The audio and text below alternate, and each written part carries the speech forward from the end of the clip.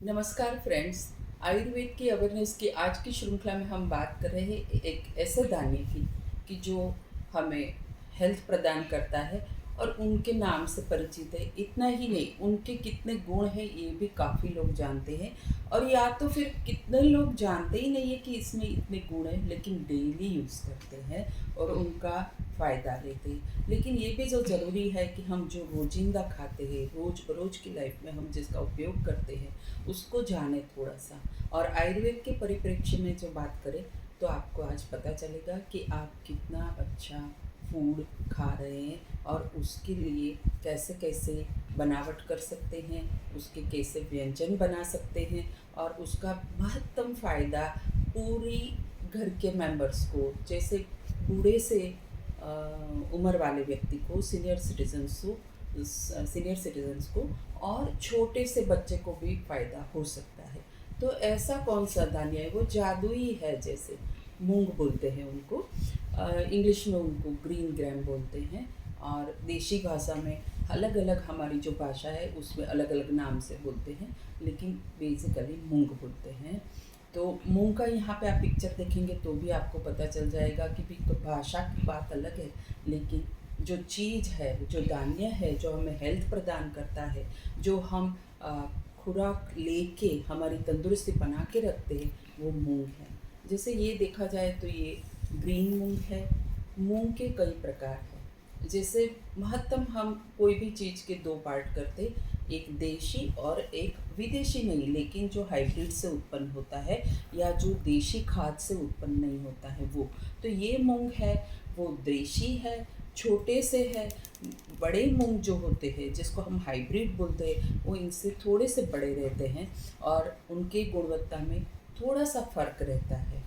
हाँ, देशी मूंग है, उसमें ये है कि आपने देशी खाद लगाया है, आपने ज़्यादा केमिकल्स नहीं यूज़ किए हैं, पेस्टिसाइड्स नहीं यूज़ करे हैं। तो जो हम खुराक लेते हैं उनके साथ हमारे जो जहरीले पदार्थ जाते हैं वो नहीं जाते हैं, इसलिए ये मूंग बिल्कुल 100% आपको फ़ायदा करता है। दूसरी एक तरह होती है कि जैसे ये ग्रीन है, ऐसे हल्के से काले टाइप के आते हैं, मरून टाइप के आते हैं, लाल होते हैं और सफ़ेद भी मूंग होते हैं।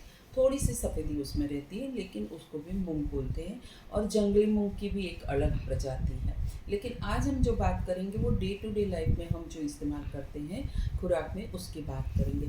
जैसे ये मूंग है तो आयुर्वेद में इसको रुक्ष बोला है। मतलब कोई भी आप बीन्स लेंगे तो वो थोड़ा सा बॉडी में वायु की प्रकृति वाले को ज़्यादा वायु करता है और बाकी लोगों को थोड़ा सा वायु ज़्यादा करता है। तो उनके खाने के बाद वो क्या होता है कि ब्लोटिंग होता है या शरीर में वायु हो जाता है, ब्लोटिंग होता है। उसके साथ साथ कई लोगों को, जिसको बिन्स बोलते हैं, वो सब सूट नहीं करता है, तो बोन्स में, हड्डी में जैसे पेन होता है, जॉइंट्स पेन होता है। वायु अगर ऊपर की ओर जाता है तो सर दर्द भी होने लगता है। किसी किसी को जैसे राजमा वगैरह खाने के बाद ब्लोटिंग भी होता है, हाई प्रोटीन डाइट है, ब्लोटिंग भी होता है, उसके कारण पित्त विकृत होता है और उल्टियाँ होती है या फिर नोशिएटिंग लगता है। और वो एक तरह से बोलते हैं कि नहीं भाई, मैं नहीं खाऊंगा या मैं नहीं खाऊंगी क्योंकि मुझे इसकी एलर्जी है। तो जैसे काफ़ी बीन्स हम लोग लेते हैं, प्रोटीन, हाई प्रोटीन डाइट है जो हमारे शरीर को, टिश्यूज़ को रिपेयर करते हैं, कार्टिलेज को रिपेयर करते हैं और न्यूट्रिशन इफेक्ट उनकी बहुत है। लेकिन वो सब में देखा जाए तो मूंग इज़ द बेस्ट। जैसे बोला जाए आयुर्वेद के हिसाब से भी है, और मूंग को वैसे बोला जाए तो सुपर फूड बोला जा सकता है।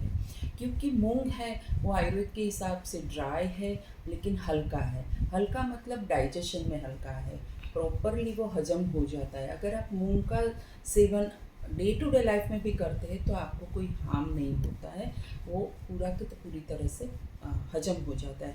और एक कहते हैं ना कि जैसे हाजमा जिसका बराबर है उनकी पूरी बॉडी बराबर रहती है। तो मूंग इतना पचने में, डाइजेशन होने में बहुत हल्का है, इजीली वो डाइजेस्ट हो जाता है। और उसको जैसे सुपर फूड बोला जाता है तो उसमें क्या और प्रॉपर्टी है, जैसे एंटीऑक्सीडेंट है, एंटी फंगस है, एंटी बैक्टीरियल है, जैसे उसमें कैल्शियम प्रचुर मात्रा में है, डाइटरी फाइबर है, उसके साथ साथ उसमें पोटेशियम है, उसके साथ साथ उसमें कैल्शियम है, प्रोटीन है। तो ये सब जो मिनरल्स भी है और ये जो कंटेंट मूंग के है, जो न्यूट्रिशंस है, वो बहुत हमारे शरीर को मदद करता है, हजम होने में भी मदद करता है और हमारे बॉडी को रिपेयर करने में भी मदद करता है। आयुर्वेद के हिसाब से देखा जाए तो मूंग को जैसे बोला जाए तो सुपर फूड बोलते हैं, लेकिन ऐसा बोलते हैं कि मूंग सब कठोर, जो सब बेन से उसका राजा है, क्योंकि वो खाने के साथ साथ हाजमा बराबर करने के साथ साथ वो काफ़ी कुछ चीज़ों में हेल्प करता है। कैसे हेल्प करता है हम आज देखते हैं। तो जैसे मूंग है तो मूंग खा सकते हैं, मूंग की दाल बना के खा सकते हैं। जैसे दाल है वो ज़्यादा करके जल्दी डाइजेस्ट हो जाती है, तो ये छिलके वाली दाल बहुत असरकारक है, और मूंग की छिलका निकाली हुई दाल भी हमें काम लगती है।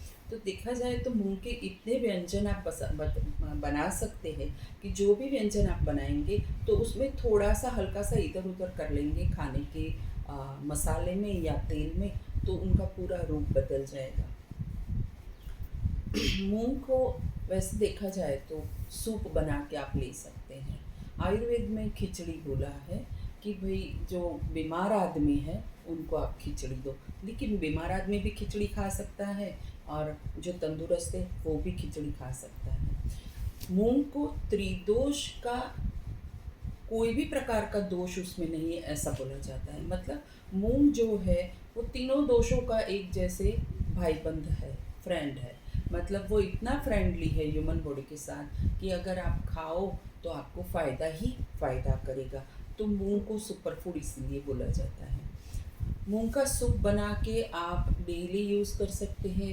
आयुर्वेद में तो उसकी एक स्पेशल टाइप बताई है कि जैसे आपको अगर कोई फ़ायदा बेहतरीन तरीके से लेना है तो आप एक मुट्ठी मूंग ले लो और 8 से 10 मुट्ठी पानी ले लो, उसको अच्छी तरह से मूंग को धो के फिर वो 8-10 मुट्ठी जो आपने मतलब 8-10 गुना जो पानी लिया है उसको धीरे सी स्लो फ्लेम पे आप गैस पे रख दो और धीरे धीरे उसको उबाल आने दो, और वहाँ तक रहा देखो कि जब वो गल के बिल्कुल पतले ना हो जाए, और उसके बाद उसमें सेंधा नमक, तल तेल और जीरे का छौंक लगाइए या देशी घी का छौंक लगा के आप आराम से पी सकते हैं। जो लोग बैठे बैठे काम करते हैं, ऑफिस पे काम करते हैं, जो लोग बीमार रहते हैं, जो वरिष्ठ लोग हैं और जो बच्चे लोग हैं, वो सबका हाजमा थोड़ा सा मंद रहता है। मतलब डाइजेस्टिव फायर है वो थोड़ी सी मंद रहती है। तो जो ऑफिस में भी काम करते हैं उनको क्या है, बैठे बैठे काम करने के बाद गैसी होता है, ब्लोटिंग होता है, अगला खाना हजम नहीं हुआ होता है, दूसरा खाने की नौबत आ जाती है, या फिर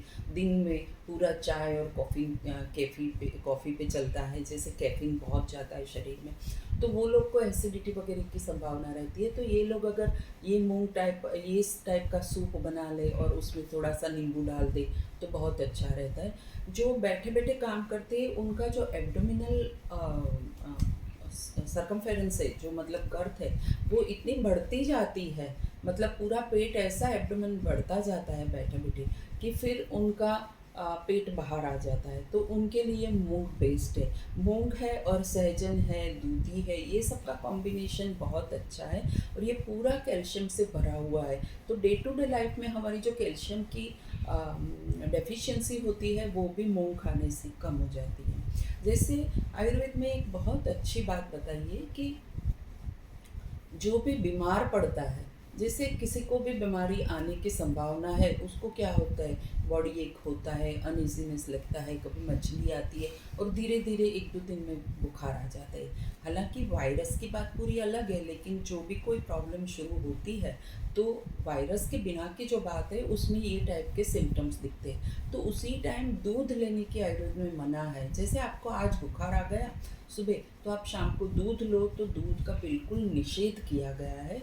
वो भी एक अलग रीज़न है, लेकिन आयुर्वेद में बुखार के टाइम पे दूध नहीं लेना है। तो उस टाइम जैसे हमने बताया उस हिसाब से अगर आप सूप लेते हैं या फिर कुकर में कुक करके मूंग को बॉईल बराबर करके उसमें नमक हल्दी डाल के और ब्लेंडर फिरा देने से, या फिर आप अपने हाथ से उसको मसल के उसका एक सूप, थोड़ा सा थिक सूप बना लेते हैं और वो खाने में लेते हैं, तो वो क्या है कि दूध के बजाय लिया गया टॉनिक बोला जाता है।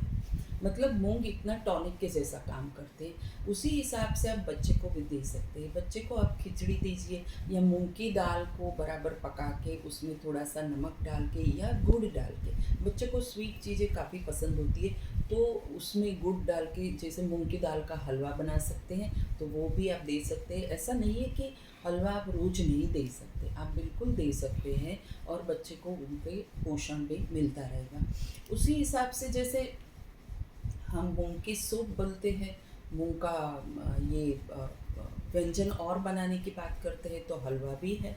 उसी हिसाब से मूंग को आपको रोस्ट करके रखना है। जब भी आपको जो थोड़ी सी ज़्यादा फ्लेवर चाहिए या थोड़ा सा ज़्यादा टेस्ट चाहिए, तो उस टाइम ये मूंग को आप सेक के, मतलब रोस्ट करके, फिर उसका आटा बना के आप उपयोग में लेते हैं तो बहुत अच्छा होता है। तो मूंग का चिल्ला बन सकता है, मूंग का पुडला बन सकता है, मूंग का हलवा बन सकता है। उसके उपरांत मूंग का लड्डू भी बना सकते हैं। वो कैसे, कि जैसे आपको रोस्ट करना है मूंग को, उसका पाउडर बनाना है। पाउडर बनाने के बाद उसको घी में अच्छी तरह से सेक लेना है, या तो गुड़ डालना है या तो मिश्री डालनी है, अच्छी तरह से प्रॉपरली बैलेंस करके सब लेना है। और वो मूंग दल का लड्डू बोला जाता है, जैसे बेसन का लड्डू होता है उसी हिसाब से होता है। तो वो लड्डू भी बहुत शक्तिदायक है, तो विंटर में वो भी खाना चाहिए। इसके अलावा आप पुडला जैसे बना सकते हैं, चिल्ला बना सकते हैं। तो एक आइटम ऐसी है कि जिसमें रोस्ट किया हुआ मूंग की दाल का आटा लेना है और उससे 4-5 गुना पानी लेना है, पानी को उबालना है। उबलने के बाद पानी अच्छी तरह से उबल जाए, उसमें थोड़ा सा तल का तेल डालना है, नमक सेंधा डालना है, जीरे का पाउडर डालना है, और बाद में एक कटोरी भर के या उसके प्रपोर्शन के हिसाब से आपको मूंग की दाल का आटा अंदर डालना है और धीरे धीरे उसको चलाना है। उसके बाद तुरंत तुरंत जो तैयार हो जाएगा उसको हम खीचू बोलते हैं, मूंग की खीचू। तो जैसे उसमें अगर आपको चाहिए तो खाने का सोडा डाल सकते हैं टेस्ट के लिए, लेकिन ज़्यादा करके ऐसा नहीं करना है। और आपको बिना सोडा का खाना है तो ये व्यंजन भी खा सकते हैं। जैसे मूंग की दाल का हम लोग उपयोग करते हैं, मूंग का उपयोग करते हैं, उसी हिसाब से जो दूध देते हैं वो जानवर को भी उसकी जो भाजी है वो खिलाते, तो ज़्यादा मात्रा में दूध देता है। मतलब मूंग का आपको डे टू डे लाइफ में खिचड़ी से लेके हर चीज़ खानी चाहिए। और जैसे हमारा राष्ट्रीय पक्षी है मोर, या राष्ट्रीय पंखी है, उसी हिसाब से राष्ट्रीय पशु है, उसी हिसाब से अगर हम खिचड़ी को राष्ट्रीय व्यंजन बोले तो वो बहुत बेहतर होगा। क्योंकि खिचड़ी सब लोगों को पसंद है, सब लोगों का डाइजेस्ट करता है। फीवर से लेके हेल्दी पर्सन, फीवर आता है वो बीमार आदमी भी ले सकता है और हेल्दी पर्सन भी ले सकता है। उसके जो गुण हैं वो कैल्शियम, प्रोटीन है, उसके साथ पोटेशियम है, उसके साथ vitamin B complex, B1 B6 वाला जो कॉम्प्लेक्स विटामिन है वो है, उसमें फोलेट है।